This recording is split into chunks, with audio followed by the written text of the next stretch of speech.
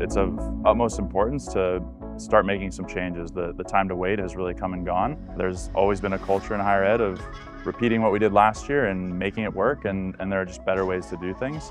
Our most successful clients are doing all those things where they're saying, we know we have broken processes, we know there's a better way to do it. We want to learn from our peers and identify what those changes are and see what we can do to implement that in our own environments and make those changes using Anaplan and working with Tru.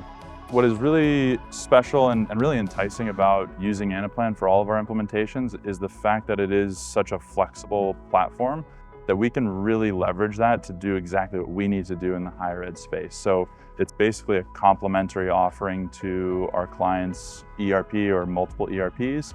It can ingest all of that data, bring it in, and then we can come in and really leverage what Anaplan has in terms of functionality to deliver exactly what our clients need. So it's really a matter of how do we configure the platform and the offerings within the platform to address those outcomes, those desired outcomes that our clients have.